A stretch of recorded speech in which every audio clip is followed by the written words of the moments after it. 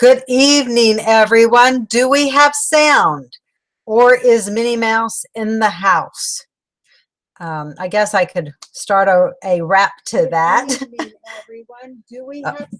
Okay, I briefly heard that, so I think we're good to go. Yay, no Minnie Mouse.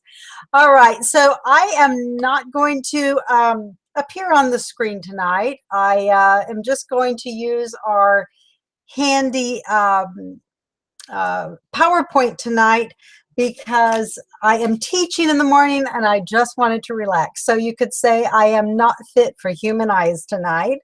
So, but this is going to be our final class of the section that deals with the historicity of ancient Israel. This is the class where we're going to transition from topics dealing with the validity issues of Israel's story as recorded in the text to the story of the prophecy and how prophecy plays into an ongoing narrative and understanding of Israel's history. So we're going to be looking at that. But tonight we're going to end our study on the effacement judgment. And if you'll hold on a minute, I actually forgot my book. I left it in the other room when I was preparing my notes. So if you'll hold on a minute, I'm going to run and get it, and I will be right back.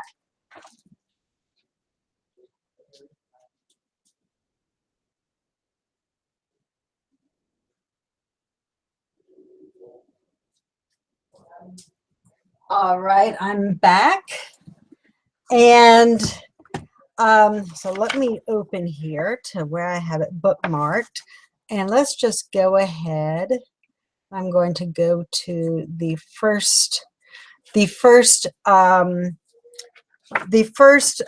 that I have. Now, we had looked a couple weeks ago regarding Israel's effacement judgment as recorded in Numbers 33. And there is a common belief among different sects, religious sects, that when God divorced Israel, he only divorced the northern kingdom. And he kept Judah near and dear to his heart. He never divorced the people of Judah because you don't have any of the prophets that specifically state Judah was divorced. But when we look at this idea of Israel being divorced from God, what we find is that the primary trait, the primary circumstance whereby Israel is recognized as being divorced comes from the fact that the people are divorced from the land. So if the people are divorced from the land, they are no longer under God's care. They're no longer under his protection. And they're no longer in that covenant relationship with him. So this is something that you find that what God did with the northern kingdom, he ends up doing with the southern kingdom as well. Hey, Alicia, could you get me a glass of water? So as we look at this, this is a verse that as we transition into the more prophetic approach to the Tanakh, this verse is actually going to become one that we will see is very important. And this is what God says. He says, I will stretch over Jerusalem the line of Samaria and the plummet of the house of Ahab. And I will wipe Jerusalem as a man wipes a dish, wiping it and turning it upside down. So if you think of when you wipe a dish, you wipe it on one side and you get it all dry, and then you turn it upside down and you dry it on the other side to make sure it's completely dry. Well, in this case, God's comparing Judah more or less to the Israel, or rather to the water droplets that adhere to the plate, that in the course of cleaning the plate, he's going to wipe all these water droplets off the plate. And he continues to say, I will forsake the remnant of my inheritance and deliver them into the hands of their enemies, and they shall become a prey and a spoil for all their enemies. Because they have done that which was wicked or evil in my sight, and have provoked me to anger since the days their fathers came forth out of the land of Egypt, even to this day. And this is the most important text of all. It says, moreover, Manasseh shed innocent blood very much until he had filled Jerusalem from one end to the other for his sins, whereby he made Judah to sin, and doing that which was evil in the sight of Yehovah. Now, I know there are some ideas out there within different religious sects that say that unless prophecy is in the hands or is within a book of a specific prophet, where they have to say that they had received word from Yehovah. If they don't say they had received word from Yehovah, then the book of Kings, the book of Chronicles is nothing but history, and it has no really religious significance. It's not even, in some circles, it's not even considered valid. I will challenge that, because you find, if you remember in chapter 8, when we looked at who wrote the Bible, that the book of Kings, more often than not, was always authored by a prophet. It was controlled by the priesthood, and it was really authored by the prophet in recounting Israel's history. The point being made here is twofold. We're going to go back one slide. The first is this idea that God will stretch over Jerusalem the line of Samaria. So when I first started working with this, the first question I had was, what is the line of Samaria? You know, inquiring minds want to know. But what you find is that in Leviticus 26 has these epochs of 7 times, which are increments of 70 years of curses that God places on Samaria. You find that these occur until, guess what? Samaria is taken off the land. There's this one more 7 times left, and those 7 times then fall on Jerusalem once Samaria is taken out of Yehovah's sight. So you find that this line then that is stretched over Samaria is something that is stretched over, specifically over Jerusalem. Remember, much of the Judean countryside had been deported under Sennacherib at the same time Samaria was deported. So there's very few clusters of population within Judah at this particular point in time. The other point I want to draw out in this text is that God would stretch the plummet of the house of Ahab. Now, if you know your history a little bit, if you know the chronology of Israel and Judah, you know that Ahab has been dead at the writing of this prophecy for a good 100 years. So why are the prophets here talking about stretching the plummet of the house of Ahab over Jerusalem?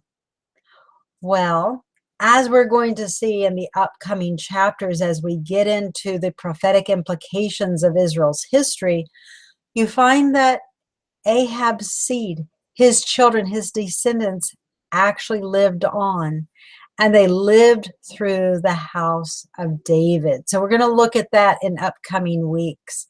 And this becomes a very important stepping stone in Israel's history, and very significant for the words that Jeremiah and Isaiah and other prophets have regarding Israel's history. But what we're going to focus on today is this idea that Manasseh did so much evil. You know, he was really a Stalin or a Mao of his day, where he slaughtered any of those that said anything negative about him. There was no love of justice or judgment. He was all about the power and abusing that power. Now, this is when we talk about the evidence for the kings and the evidence for the kings of Israel, specifically of Judah. This is a seal of King Manasseh that was found from Tel Iran. So we do, again, last time we saw that there was a seal of Hezekiah that has been excavated.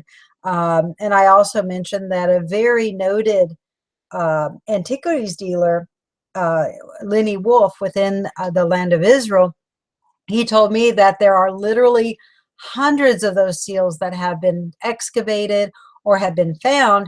It's just that none of them had, until about a year ago, had been found in an archaeological setting. Now they have, so now it is considered legit.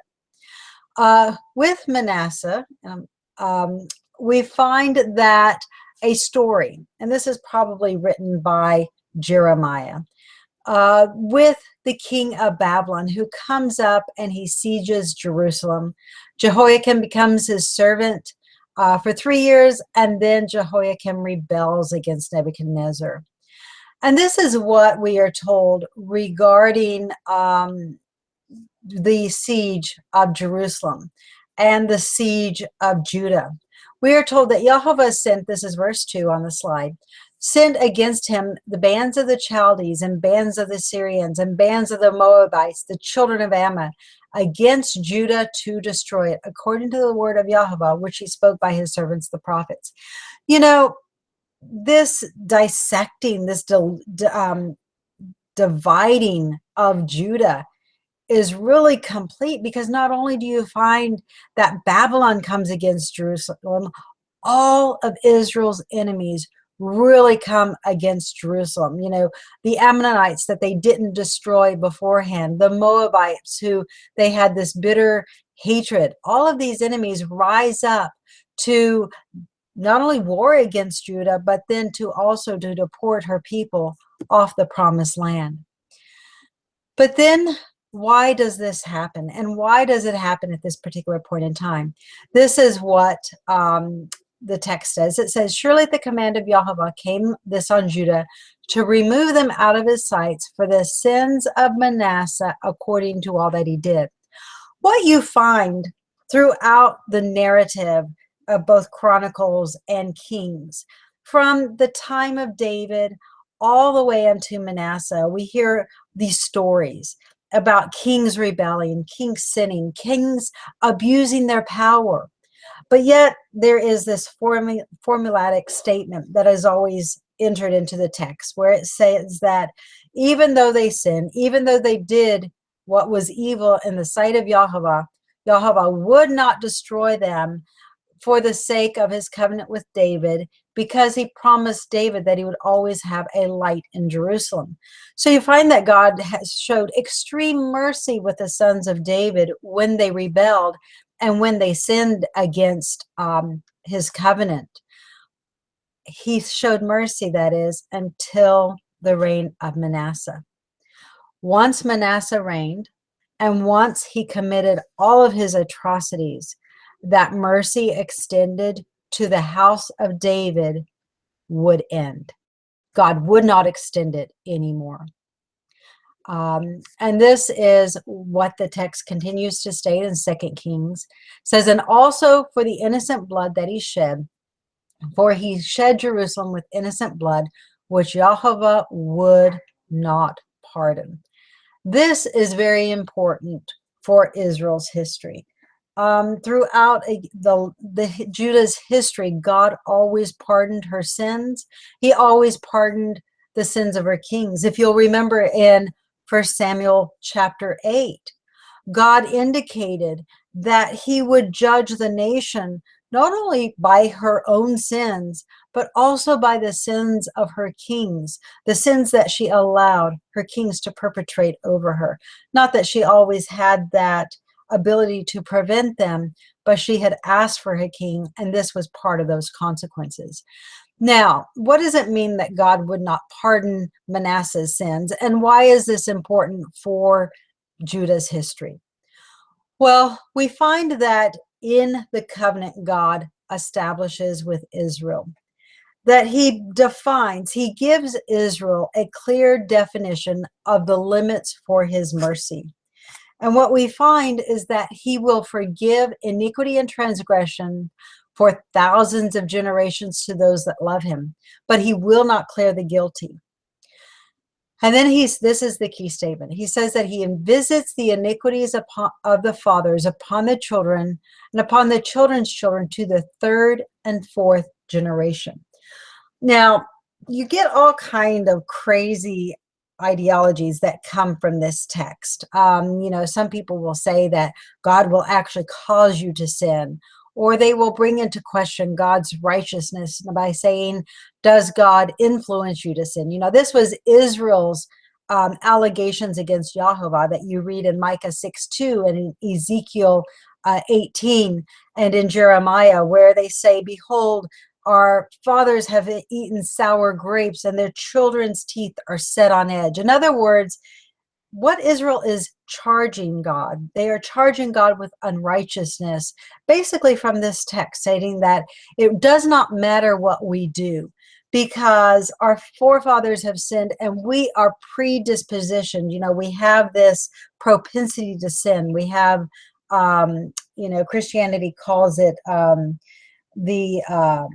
oh, my mind is going blank at the moment, but it's this innate trait within us. Guys, if you think of what that term is, post it real quick so I can remember it here. I've been really tired today, so I couldn't think of that at the moment. But this whole idea that the forefathers had sinned and that the children were confined to that sin and that they would always bear it. Well, this is not really the context of what is meant by this text. What we find is that this is more of a legal contract. God is telling Israel that he is legally taking it upon himself. He is obligating himself to show mercy to the third and fourth children who are rebellious. So if you have a patriarch who is rebellious, God will show mercy to the third and fourth generation of those children. And this is what we find God does in the case of Manasseh. There's another term, Sylvia, where it is not inherent sin, but you know, the sin that's committed in the Garden of Eden. I don't know why I'm not thinking of that term right now. It's just blanked out from my mind. So we're just going to continue on. So this is what we find occurred with Manasseh. And this not only occurs with Manasseh, this also occurs with Jehu. Yes, original sin. Thank you, Stacy. That's it. So this idea that because humanity has this original sin, it will always be inherited from father to children. You know, these sour grapes, there's nothing we can do about it. We're just confined to it. So this is what we find Israel kind of believed, and we find that God challenges these beliefs. And where we see this applied is in Israel's history, not only in the history of the northern kingdom, but also in Judah. So when God says that he will not forgive Manasseh's sins, you find that those limits of God's mercies are extended and they come to a close. There is no more mercy after the fourth generation. But what we find is that within these three generations, and let's go back and look at Exodus again one more time. When he says that I will show mercy, you know, and I will visit, he will wait to visit the iniquity of the fathers until the third and fourth generation. We see the ultimate extent of Yehovah's mercy, because when you look at Judah's history, God extended the utmost mercy that he possibly could. When one descendant rebelled, he'd give it to a brother. When that brother didn't hold it up, well, then he would turn the kingdom over to the hands of another brother, so that Judah was always given the ability and the opportunity to repent and return to Yehovah.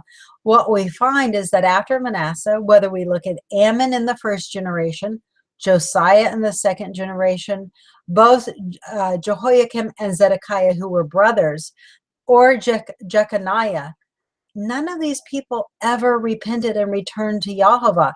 You find in Zedekiah's day, Judah's last king, Jeremiah is just absolutely beside himself.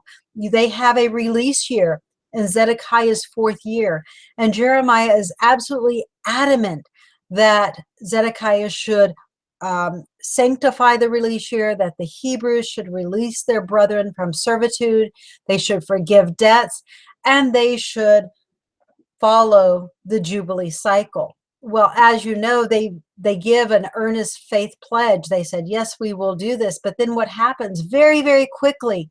They go back and they take their Hebrew slaves and they bring them back into servitude and into bondship, something that Hebrew slaves are not supposed to have. So this is something where it doesn't matter which son of Manasseh we look at. Even Josiah rebels towards the end of his days. So every single king in this historical narrative rebels against Yehovah, and they do not repent. And this is why God does not forgive Manasseh's sins. And this is why we find Nebuchadnezzar comes in and he destroys the monarchy during the reign of the fourth, even though it's the third king or the third descendants, 4 generations have been given that opportunity to repent and return to Yehovah. Now, we find that God is really impartial in this mercy that he extends. He doesn't just extend it to Israel, he's also going to extend it to Babylon. And we're going to come back and we're going to look at that trait of Yehovah's mercy, that trait that extends to the 3rd and 4th generation. We're going to come back to that in a few moments. What we're going to look at now is the commission that God established for Nebuchadnezzar. If you will remember in Isaiah 45, God terms Cyrus his Messiah. He terms Cyrus this restorer, and he terms Cyrus as his servant. Well, God also turns Nebuchadnezzar his servant in Jeremiah 25. And this is what Jeremiah tells us. He says, behold, I will send and take all the families of the north, says Yehovah, and Nebuchadnezzar, the king of Babylon, my servant, and I will bring them again to this land, and against the inhabitants thereof, and against all the nations round about. And I will utterly destroy them, and make them an astonishment, a hissing and perpetual desolations. Now, this utter destruction of Jerusalem goes beyond divorce. This is something, a divorce where God is taking his wife and casting her completely out of his life in every sense of the imagination. Judah ceases to be a nation before him. They are given to desolation. And the means by which God is going to accomplish his end is going to be through Nebuchadnezzar, his servant. Now, this is a rendering of Nebuchadnezzar. We do not have any images of Nebuchadnezzar that have survived, like we do, say, with Sargon or Sennacherib or some of the other kings of Assyria. Nebuchadnezzar was, or rather, Babylon was actually so desecrated and destroyed when the Medes and Persians came in that very few monumental edifices survived that attest to her kings. This is one of them. This was a sphinx that depicted Nebuchadnezzar, and there are writings, there are history written on the sides of this lower down on the image itself. Now, this is we're going to go into now the timeline of the fall of Babylon. And this timeline is very important for several reasons. It's important, first of all, because it allows us to accurately date the fall of Jerusalem. It's important as well because it allows us to verify the veracity of the history that we have in the Tanakh and in the book of Jeremiah. So whether we look at the book of Kings or we look at the book of Jeremiah, what we know within their testimony as well as within Babylonian chronicles, they both attest to the same chronology, which lends credence. It lends validity to the biblical text at this point in time. So this is what I believe this is a chronicle from the king of Babylon. And this is what it says. It says, year 7, month of Kislev, the king of Akkad mustered his army and marched against Hattu. He camped against the city of Judah, and on the 2nd day of the month Adar, he captured the city and seized its king. A king of his own choice he appointed in the city, and taking vast tribute, he brought it to Babylon. Now, this is the 7th year of Nebuchadnezzar, is the invasion wherein he deported Jeconiah, and in Jeconiah's stead, he installed Zedekiah. Remember, his name was originally Eliakim, and he changes his name to Zedekiah.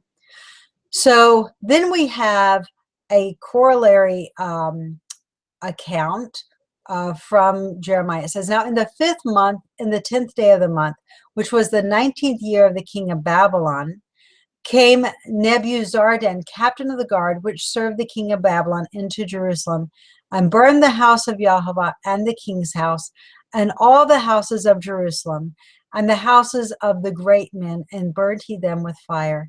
And the army of the Chaldees that were with the captain of the guard broke down all the walls of Jerusalem round about.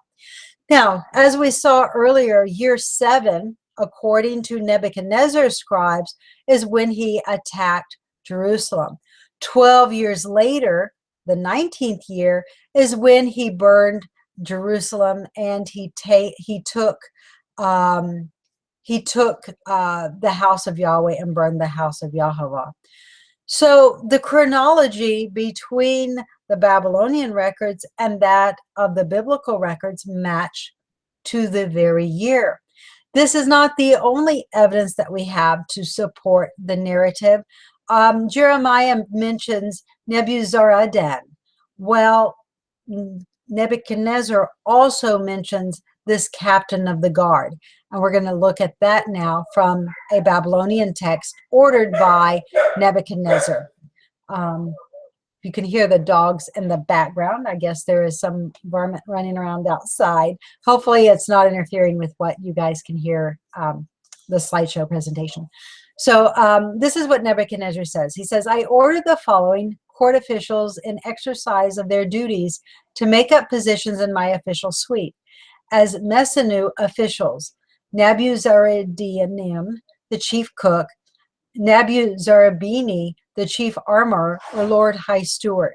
So what you find is that this chief of the armor is who Jeremiah is referring. He would have been second in command to Nebuchadnezzar himself. He really would have served as a sort of governor of the land of Judah after the temple had been destroyed by Nebuchadnezzar.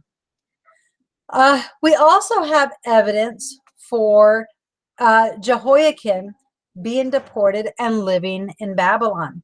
There are 4 different Babylonian tablets that refer to Jeconiah and his sons living in Babylon. This is one of those texts.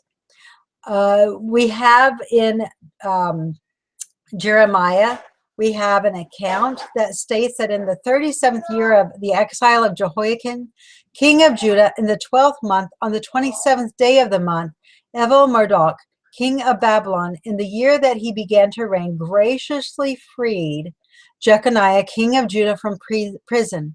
And he spoke kindly to him and gave him a seat above the seats of the kings who were with him in Babylon. So Jehoiakim put off his prison garments, and every day of his life he dined regularly at the king's table. And for his allowance, a regular allowance was given to him by the king, according to his daily needs, as long as he lived. Well, when we do the math, when we take into account the chronology that Jeconiah was, or Jehoiakim, and let me just clarify something here, because the text can be quite confusing. You have Jehoiakim, you have Jeconiah, and you have Coniah that all refer to Jeconiah. The reason for this is that you have both what is known as a throne name and a pre-throne name. You might think of it as a formal name given for duties of state versus a common name that would have been given to him by his father. They usually had some very strong correspondence to each other. So you find Jeconiah and Jehoiakim in that context. Now, what you find also in the text within Jeremiah is a slur, a put down, as you would, or a mishandling of the name Kanaya in order to render the name with ignominy, to make it a slur and something that is dishonorable due to Jeconiah's sins and to defame his memory. This is a right that was given to the prophets since they were Israel's historians. If a king did not use his office wisely, they would then slur the memory of that king and render ignominy to his name. So with this, when we look at the chronology of Nebuchadnezzar deporting him in his 7th year, and then in the 37th year of his exile, you find that the chronology perfectly matches what we know regarding the succession of kings in Babylon. So if you look in the very back of your book at Appendix A, you find on pages 891 through pages 892 the succession of Evil-Merodach and of his successor Nebuchadnezzar, and then of Lapsi-Marduk, and then finally of Nabonidus and Belshazzar. So the point here is that the account within Scripture is accurate, and we can demonstrate that chronologically.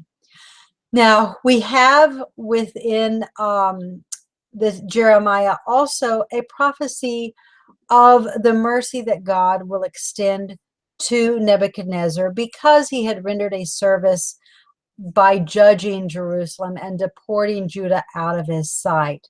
And what we find is that the mercy that God extends to Nebuchadnezzar is the same mercy that God had extended to Jehu, king of Israel, for his service against the house of Ahab. You find it's the same mercy that God had extended to the house of David, especially after the reign of Manasseh. And this is what Jeremiah states regarding the service Nebuchadnezzar had rendered and the mercy God would extend to him. It says, "Now I will my hand over your countries to my servant Nebuchadnezzar, king of Babylon. I will make even the wild animals subject to him. All nations will serve him and his sons, his grandsons, until the time for his land comes. Then many nations and great kings will subjugate him." So notice God is saying that Nebuchadnezzar's kingdom will only last to its 3rd, maybe 4th generation. And he's saying that in 4 generations, Babylon is going to fall. And not only is Babylon going to fall, but the house of Nebuchadnezzar will also be destroyed. It will be killed and annihilated in this coming judgment day for Babylon. And here, this is the text that we have for the end of the book, the chronology that we have, where it does show the progression from Nebuchadnezzar through the reign of Evil-Merodach, as well as Jeconiah's 37th year of captivity. So you find that the multitude of sources confirm the chronology, and they also confirm that within 3 generations, 4 generations at the maximum, the house of Nebuchadnezzar ceased to exist. But what I want to point out here is that God's mercy, the limits and extent of his mercy, are not solely for the house of Israel, because the mercy he bestowed upon Israel and Judah's kings are the same limits of mercy that he bestowed upon Babylon and her kings. So you could say that there is no partiality with Israel's God. Now, the next significant figure in Babylonian history, as far as Israel's history is concerned, is going to be Nabonidus. He is really the last official king of Babylon, and he's a kind of colorful king in Babylonian history. He's colorful because he neglected all of Babylonian's deities. And he served one god in a city outside of the perimeter of Babylon. He is derided as being a king who neglected some of the gods, or in some accounts, he protected some of the gods. It really depends on the inscription as to what perspective is being taken. But what he does is, in some instances, he is termed as being mad. He's termed as being out of his mind. Some texts recognize him as ruling under the name Nebuchadnezzar, whether that was a throne name or just an honorary title, or whether that was a name he claimed to give his reign legitimacy is debated. We do know that he was probably not a son of Nebuchadnezzar. It's been argued that he was Nebuchadnezzar's son-in-law. So there are different theories that we have. Some inscriptions do state that Nabonidus was crazy, that he was not in his right mind, and he did not dwell in Babylon for the majority of his reign, for about 12 years. He really left the administration of affairs to his son and heir apparent Belshazzar. So this is kind of a sketchy point in in Babylon's history and there in Israel's history, because Daniel 4 talks about the king of Babylon and how he feigned madness and he was driven out. And it's almost as though Nabonidus may perhaps being taken credit for his predecessor's fame and taking credit for his predecessor's deeds. And perhaps God is protecting Nebuchadnezzar's fame and his reputation by driving Nabonidus out of the palace precincts and having him dwell at another location. That's one possible theory. But we do know that there was great controversy surrounding the reign of Nabonidus. Now, we find that Belshazzar, you've all heard, where the hand writes on the wall, where many tekel upharsin, where the land is divided among the Medes and Persians. It is weighed and it is found wanting. And Belshazzar is the last king of Babylon, and it falls then to the Medes and the Persians. Now, this is, we do have extra biblical attestation of Belshazzar, where he is mentioned in the cylinder of Nabonidus.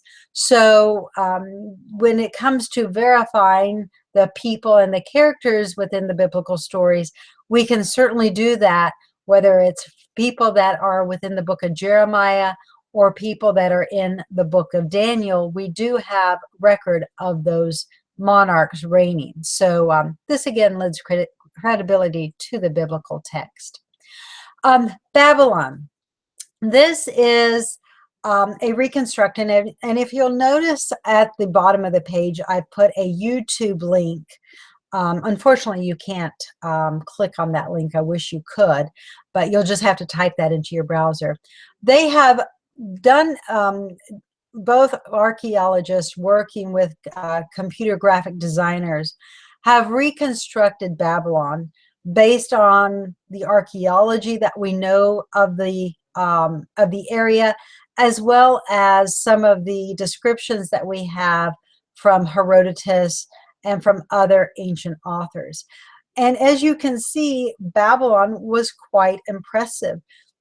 This is the city to which many of the people in Judah, when they left Jerusalem, when they left Lachish, when they were finally deported, this is where they were taken. They were taken to Babylon. Many people, probably Israelites, would have walked through the Ishtar Gate. It was a very impressive monumental gate. This is where Babylonian ceremonies usually took place. You had the procession of the gods that always went through this gate.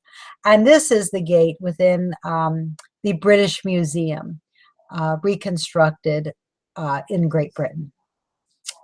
So now we're going to turn a little bit to prophecy as we close out the historical portions of our study of ancient Israel's history. Psalms 137 prophesied of this time in the nation's history where Israel would hang her harps on Babylon's willow trees. And we find this in Psalms 137. And what I would like to do in this text is really challenge traditional approaches for the purpose and the use of the book of Psalms. In Christianity, you find that the Psalms are viewed, most of them, to all prophesy of one thing, and that is the coming of the Messiah or the coming of Jesus. I'm going to propose something a little bit different, something that I believe can be verified through history and be verified through the way that history plays out, and can also be verified through the fulfillment of the prophecies. So if we view the book of Psalms as being prophetic, what do they prophesy of? And I am going to propose that the Psalms prophesy of very specific events and very specific people that would play an important part for Israel's history in some way. These people may be kings, they may be prophets, or they may serve Israel in some other capacity. But each and every case, we are going to find that the Psalms prophesy and often ordain the mission of someone who will contribute to Israel's ongoing historical narrative. So Psalms 137 establishes a setting where Israel has been taken captive by Babylon. Israel is in diaspora. And this is what Psalms 137 states. By the rivers of Babylon, there we sat down. Yes, we wept when we remembered Zion. We hung our harps on the willows in the middle of it. For there they cried that for there they carried us away. Captive required of us a song, and they that wasted us required of us mirth, saying, sing us one of your songs of Zion. But how shall we sing of Zion's song in a strange land?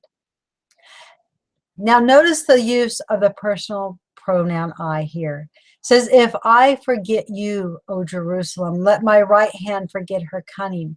If I do not remember you, let my tongue cleave to the roof of my mouth. If I prefer not Jerusalem above my chief joy, remember, O Yahweh, the children of Edom in the day of Jerusalem, who said, raise it, even to the foundation of it, O daughter of Babylon, who is to be destroyed.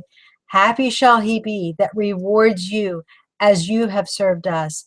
Happy shall he be that takes and dashes your little ones against the stone. Now, remember several things in this text. Remember, we saw earlier how at the twilight of Judah's history that the Moabites, the Ammonites, and even the Edomites, all of Israel's enemies, began to descend upon them and deport them towards the twilight of Jerusalem's days. Well, what you are finding is that the setting of Psalms 137, the prophecy of Psalms 137, occurs at a time of diaspora in Babylon. But more than that, you find that it ordains the prophecy of a very particular prophet who would live and contribute to Judah's history.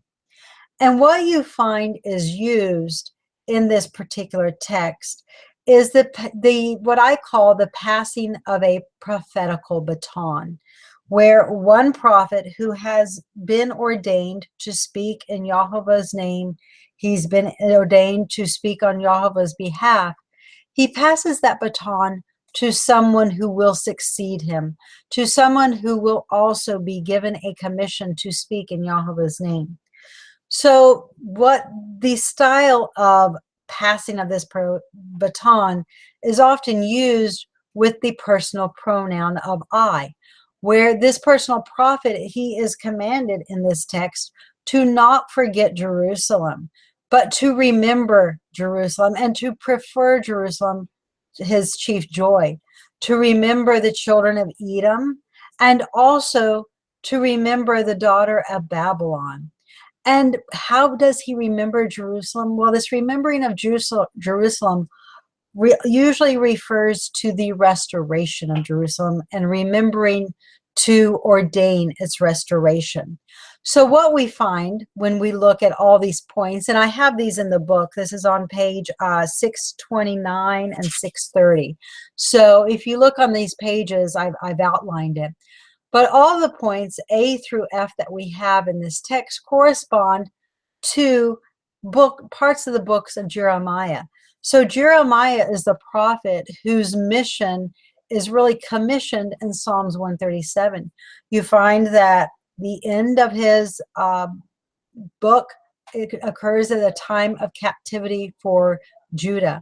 You find that exile is decreed for Babylon during the setting of Psalms 137. Jeremiah fulfills his commission. He obeys the commission of Psalms 137 by remembering the children of Edom in Jeremiah chapter 49. You also find that the person who fulfills Psalms 137 will prophesy of Babylon's destruction.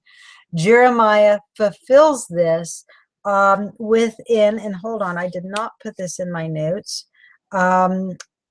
He fulfills this in around Jeremiah chapter 50 and throughout the ongoing books of, or the ongoing chapters of Jeremiah.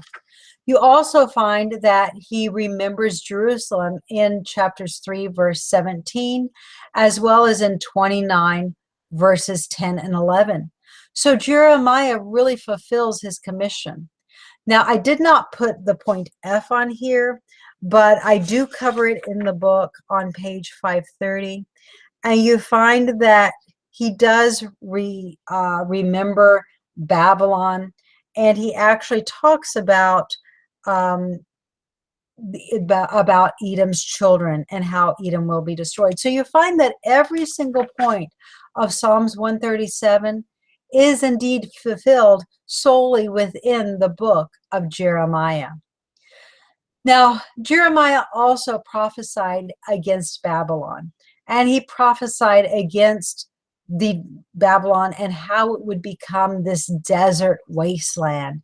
He talks about how it will be people that look at the once thriving metropolis that was once the center of the world will now see that it is a dry wasteland, a desert that will not be inhabited. Well, I would like to show you just how accurate Jeremiah's prophecy was, and the complete fulfillment of how desolate Babylon is today. So this is a picture of modern day Babylon. There is some grass in the area, but by and large, Babylon is a dilapidated mud brick wasteland that is not inhabited by any person in the area. You have some areas nearby where there are cities, but the ancient city of Babylon has not been rebuilt, and it likely will not be rebuilt. Now, Jeremiah outlines a judgment plan. And as we get into discussions of the testimony in the upcoming weeks in November, we're going to find that Jeremiah's 5-step judgment plan directly correlates to the testimony of Leviticus 26 and Deuteronomy 28 through 30. You find that his chronology perfectly coincides and parallels with the testimony God gave at both Sinai and on the plains of Moab. So this is what Jeremiah states. He outlines 5 specific events the coming of Babylon, which commences an era of judgment against the nations. And I have the text there if you want to look them up after the class. You also find that the judgment continues. The nations become drunk, and Babylon's theological wine in her doctrine. And you find that this wine that the nations drink, that they become absolutely in this drunken stupor, you find that within this state of common camaraderie and drunkenness, that the nations then join together. And when they join together, you find that it causes God to render his judgment. So the nations are made desolate. They are scattered while continuing in the Babylonian doctrine and drunkenness from her wine. And then you find that in the latter days, each nation is restored to its inherited tribal lands, and they learn to live righteously. So this is a process. You know, God calls Israel his firstborn son in Exodus 4:22. So Israel is simply the first nation to be restored. Other nations will also be restored. And the citations that I have listed here in Jeremiah charts the restoration of many nations, the restoration of Moab, the restoration of Ammon, the restoration of, I believe, also of Elah. So you have many nations that God restores to their tribal lands in the latter days. Israel will simply be the first. And you find that this judgment plan is one that is echoed in Isaiah, it is echoed in Ezekiel, but its foundation occurs from the testimonial law that we will begin to look at in upcoming classes. Now, another text that I want to show you regarding how prophecy works within the book of Psalms. It regards Psalms 45. And this particular prophecy, if you guys have not gotten to this prophecy yet, if you have not read pages 630 in Yahweh, if you haven't gotten there, I'm not going to spoil it for you. So I'm going to go ahead and read it and see if you can catch who we are speaking about as we go on. So this is Psalms 45. This is what David states. It says, "My heart is inditing a good matter. I speak of the things which I have made touching the king. My tongue is the pen of a ready writer. You are fairer than the children of men."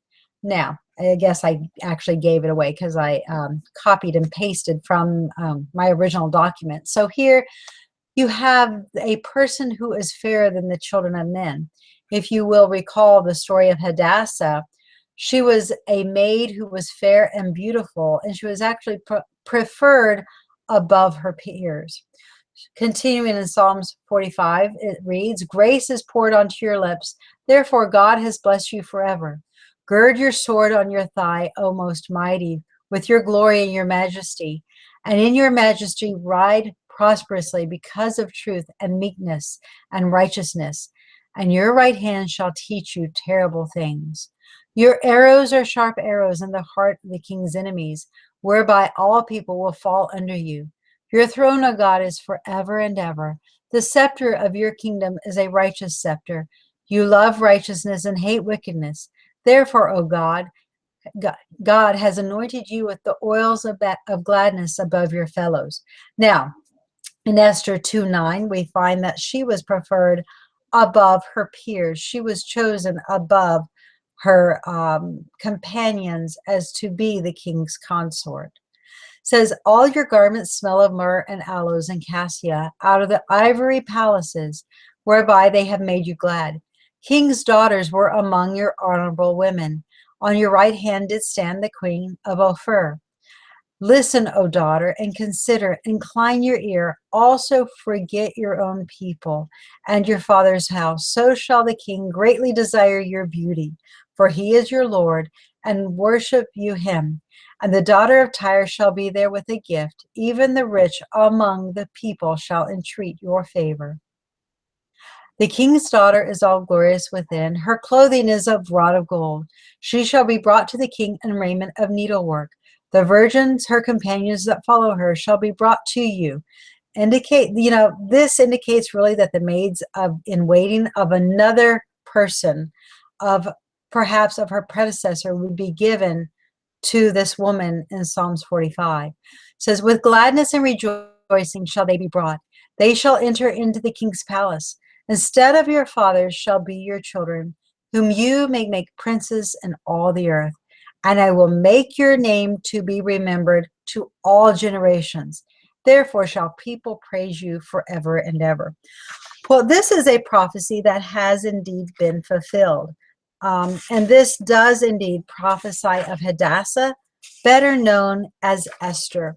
When you look at each and every point that I have outlined in this, you find that Hadassah fulfilled every single one. The point A, let me go back a couple of slides here. Point A right here. She is the tongue of a ready and the pen of a ready writer.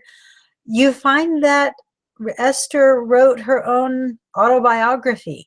Her and Mordecai probably worked together to record this particular epoch in Israel's history so that it is preserved today. You also find that in the story that she was fairer than her predecessor. She was preferred to her peers. You also find that, let's go over here to C, you find that it says arrows are sharp in the heart of her enemies. Well, this is true. When she entreated the king, her enemies fell at her feet. They were hung on the very gallows that had been prepared for her people. So you find that, God is forever and ever, and that he did seek the righteousness and the justice, and he stood up for Esther and for her people. You also find that her beauty was to be admired in every way, and that she had gladness above her compadres, among the other women of the harem.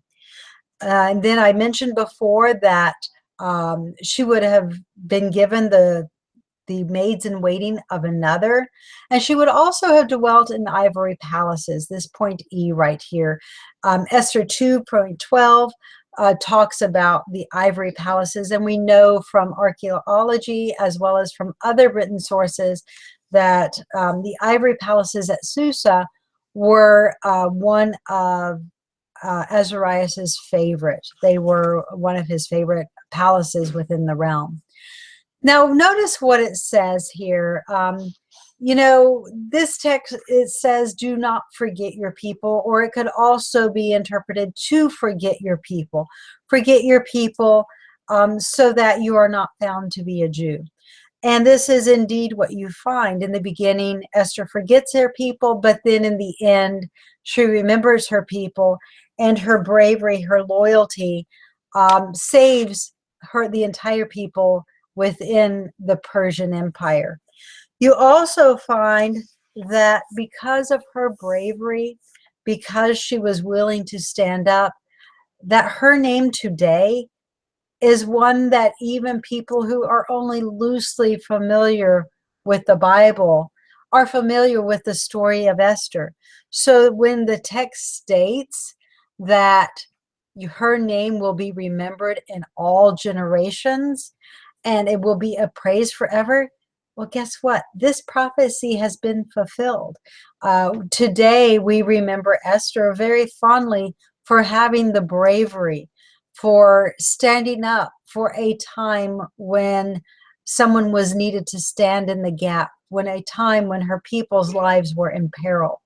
And you notice as well that God states that she has the ability to make her children rulers in the earth. So it makes you wonder who in the Persian Empire may have had a position of authority that may have been a descendant of Esther.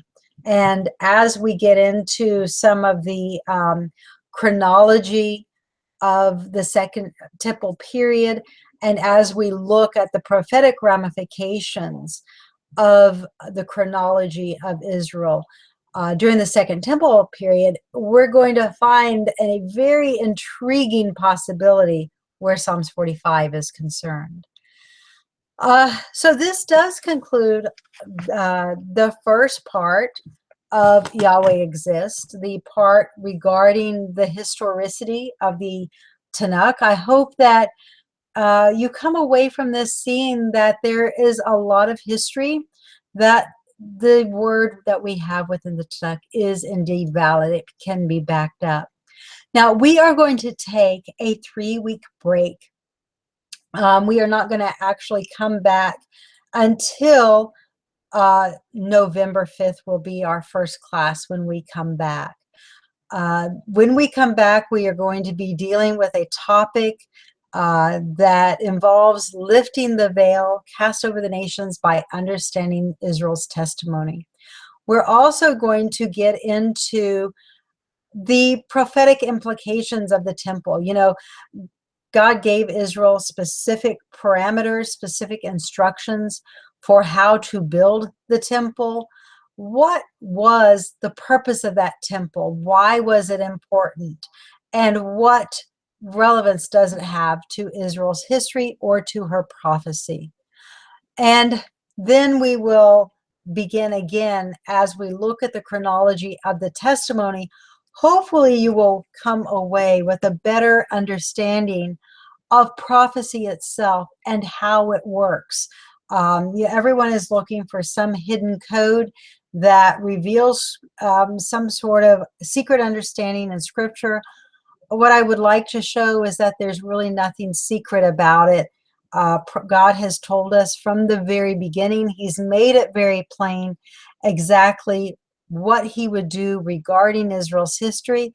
And we have the privilege today of standing on the other side of that history, being able to look back over that divide and seeing that God has indeed fulfilled his word.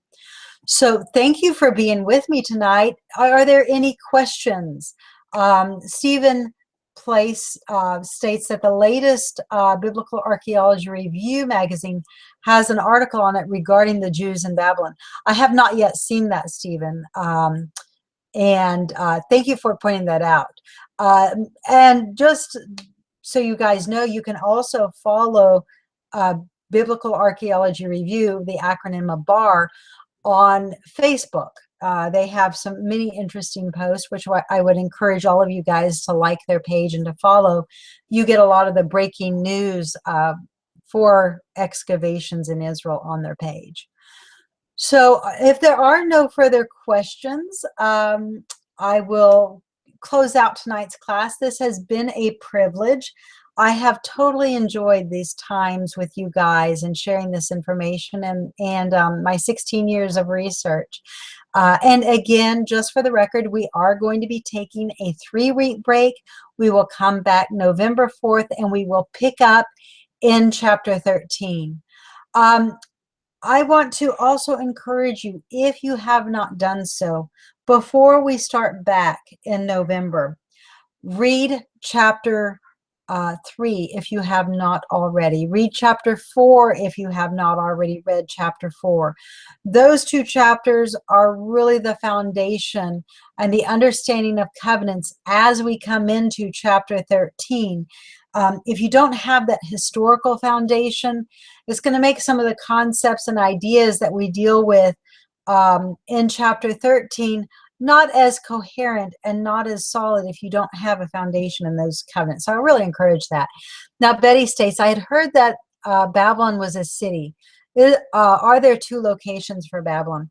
Well, you find that there's really one location for Babylon as far as what is called during the Neo-Babylonian period for the time of Nebuchadnezzar. Now, were there other sites that would have been considered Babylon before that? Yes, but they were usually an outgrowth of that original or of an older city. So the 2 locations of Babylon, there are many theories on that. Some of them tie to the Tower of Babel. Most of those are just kind of folklore and hearsay. We do know there was a very large ziggurat at the town of Babylon that was destroyed by Cyrus. And that is the one that most scholars recognize today for the city of Babylon. And so I hope that answers your question. Thank you, Cindy. Yes, I look forward to seeing everyone tomorrow morning at 10 o'clock. We'll probably get started at 10:30 with the teaching. The topic will be remembering the Song of Moses. So I invite you guys to join me tomorrow morning. And again, it has just been a pleasure to be with all of you guys. So I'm going to say Shabbat Shalom. I have a little one, come here, that is coming in disappointed because he can't spend the night at the neighbor's house tonight. So Shabbat Shalom, and we'll see you in the morning. Bye-bye. Just a minute, love.